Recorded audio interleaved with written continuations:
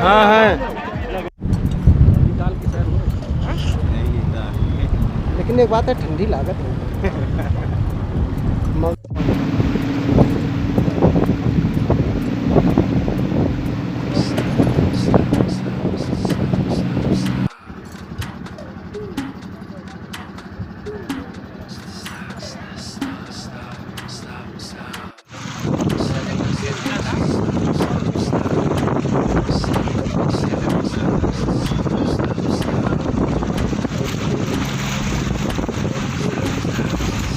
हो सकते हैं, अगर थोड़ा बहुत स्विमिंग जानते हैं तो 4 आदमी इसमें बच सकते हैं।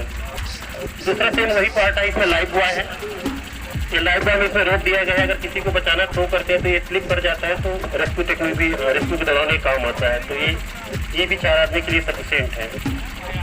ये समय आता है, इसको डबल कर दें, इसको आप सिलवा दिए जाए टेलर के माध्यम से। और ये जो हिस्सा, ये वाला हिस्सा खुला होना चाहिए, इस तरीके से स्टिप लगवा सकते हैं। स्टिप आप इसको एडजस्ट कर सकते हैं, तो ये घर में आसानी से बनाया जा सकता है। और जो भी लकड़ी वकड़ी आप यहाँ भी देख पा रहे होंगे कि जो प्रबंध जो हमारा डेमोस्ट्रेशन किया जा रहा है वाटर बॉटल का,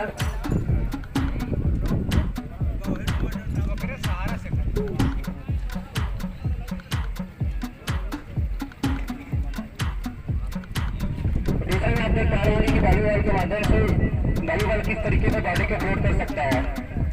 तीसरे नंबर पे आप देख पा रहे होंगे जो जेरिकेन है, जो जेरिकेन के माध्यम से आप देख पा रहे होंगे कि यहाँ पे लगभग 7 से 8 फुट पानी है। इस तरीके से आसानी से बॉडी को पूरा फ्लोट कर ले रहा है। तो जो घरेलू संसाधन है उसका अच्छे तरीके से उपयोग किया जा सकता है। उसको देख लेंगे।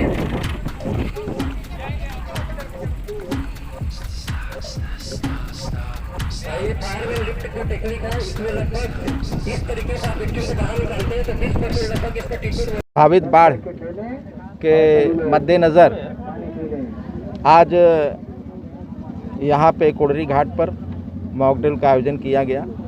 और यह जो है एनडीआरएफ, एसडीआरएफ और जो जनपद स्तरीय विभागीय अधिकारी हैं, जो स्टेक होल्डर्स हैं, उनके सहयोग से, सामूहिक प्रयास से ये कार्य संभव हुआ।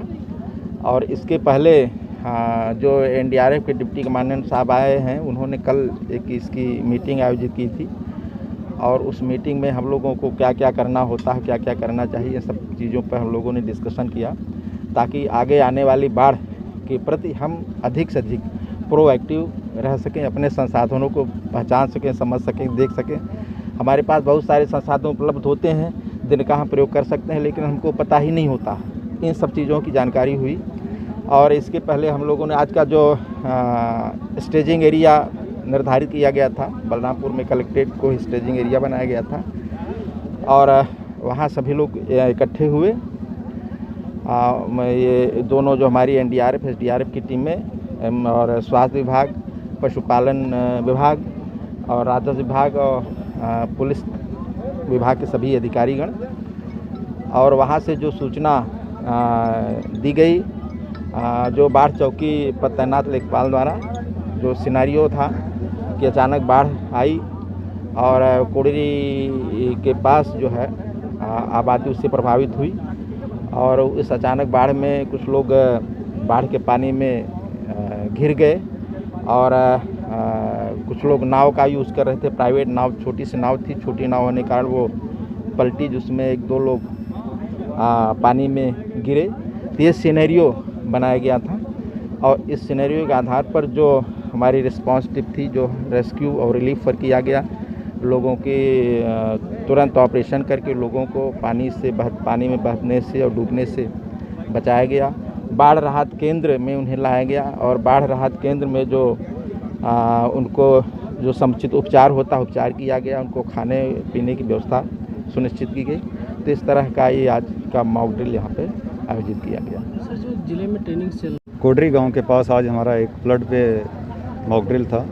इस मॉक ड्रिल का जो मेन पर्पज़ था वो ये था कि हम different agency, different stakeholder जो समन्वय बिठा के किस तरह से हम फ्लड रेस्क्यू ऑपरेशन करेंगे और उसमें हमारे पास क्या रिसोर्सेज हैं, एक दूसरे के रिसोर्सेज को जानें और अगर कोई कोऑर्डिनेशन में या फिर किसी चीज़ में कोई गैप रहता है तो उसको हमें समय रहते पूरा करें, ताकि अगर जब एक्चुअल सिनारियो में कभी डिज़ास्टर होगा या फ्लड सिनारियो बनेगा तो उस समय हम लोगों की जो जान और माल का जो नुकसान है उसको कम से कम कर सकें और समय रहते हम उनको सुरक्षित जगहों पे ले जाएं या फिर उनका जो रेस्क्यू ऑपरेशन है या दूसरे बंदोबस्त की कार्रवाइयाँ हैं वो समय रहते कर लें। आज के जो फ्लड मॉक एक्सरसाइज थी, उस फ्लड मॉक एक्सरसाइज में हमने सबसे पहले ये दिखाया कि जब इवैक्यूएशन की ज़रूरत पड़ती है तो किस तरह से हमारे लोग जो हैं वो प्रशिक्षित लोग कोविड-19 का ध्यान में रखते हुए लोगों को एक जगह से दूसरी जगह पे सुरक्षित जगह पे इवैक्यूएट करते हैं और राहत शिविरों तक ले जाते हैं। इसके अलावा अगर कोई सिचुएशन ऐसी बन जाती है, जैसे आपने देखा कि एक बोट कैप्साइज का सिनेरियो दिया गया था, इंजेक्ट दिया गया था, उस इंजेक्ट में किस तरह से हमारे जो डीप डाइवर्स हैं और जो बाकी गोताखोर हैं वो किस तरह से उनको निकालते हैं और उसमें ड्राई और वेट दो तरीके की रेस्क्यू टेक्निक्स होती हैं। ऐसा भी होता है कि कभी कभी व्यक्ति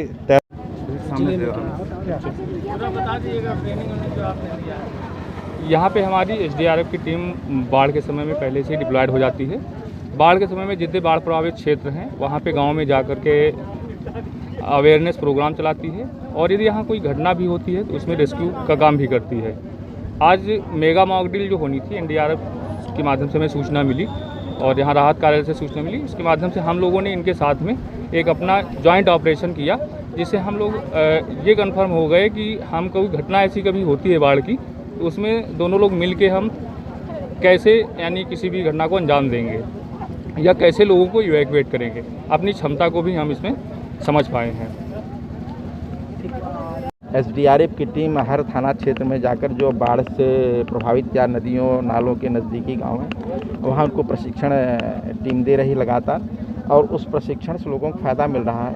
उनको पता ये बताया जाए, गांव वाले जो बताए कि फर्स्ट रिस्पॉन्डर गांव का ही आदमी होता है और गांव के ही जो उपलब्ध जागरूक लोग हैं, गांव में जो उपलब्ध संसाधन होता है, उन संसाधनों का हम कैसे समुचित प्रयोग कर सकें, इसकी ट्रेनिंग दी जा रही है और निश्चित ही इससे लोगों को अच्छी जानकारी मिल रही है। अभी समय एसडीआरएफ टीम आई हुई कैंप की हुई है जो ट्रेनिंग दे रही है। एनडीआरएफ टीम मॉक ड्रिल के पर्पज़ से आई हुई, जैसे जैसी जो आवश्यकता होती है, जो आवश्यकता होगी तो कैंप उनको कराया जाएगा। जैसे कि व्यक्ति को डूबने के बाद काफ़ी समय लग जाता है पहुँचने में एसडीआरएफ को, इसके लिए सर कोई व्यवस्था? वो व्यवस्था ये है कि हम यहाँ हमारी 2 जगह टीम कैंप करेगी।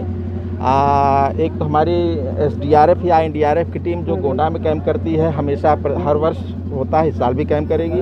और एक टीम हमारी जो पीएसी की फ्लड बटालियन होती है तुलसीपुर कैंप करती है, तो वहाँ से सूचना प्राप्त होने पर इसको काम ये टीमें इसमें जो फ्लड प्रोन एरिया है उसके आसपास हम इनको वहाँ रखेंगे, जिससे वहाँ पे अगर कोई बात हो तुरंत एक्ट कर सकते हैं। ठीक है।